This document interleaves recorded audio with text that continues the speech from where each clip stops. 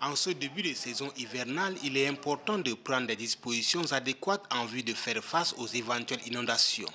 Car le Tchad a connu dans un passé récent des débordements des eaux sans précédent touchant la quasi-totalité des provinces, causant ainsi de graves dommages et ont mis en évidence le niveau élevé des risques dans le pays.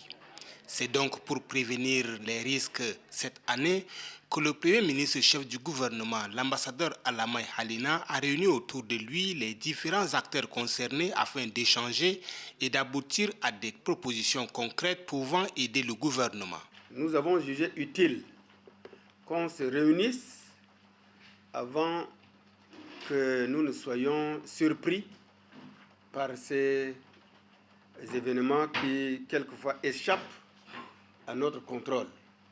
Parce qu'il s'agit de phénomènes quelquefois atmosphériques et qu'il faille qu'on se retrouve afin de réfléchir et agir avant qu'ils ne nous surprennent.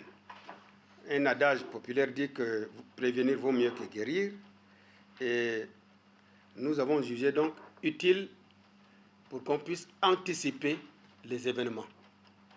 Voulant s'imprégner des dispositions prises par chaque entité représentée à la rencontre, le Premier ministre chef du gouvernement, l'ambassadeur Alamay Halinam, a demandé à chaque chef de département de présenter son plan en cas de risque. Ainsi, sur le plan sanitaire, les actions sont déjà entreprises. En février 2024, nous avons élaboré un plan de contingence au niveau du ministère pour faire face aux futures inondations de 2024. Nous avons prédisposé 34 kits.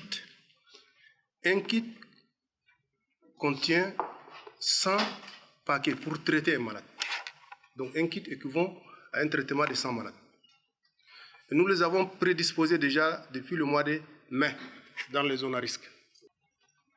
Donc il y a 9 millions de moustiquaires qui sont déjà distribués. On a un stock suffisant de 1 227 000 qui sont maintenant au niveau du programme PALU. Plusieurs autres interventions ont marqué cette rencontre autour du chef du gouvernement. Le Premier ministre a appelé les différents acteurs à une synergie d'action pour faire face à la situation. Ceci pour le bien-être de la population.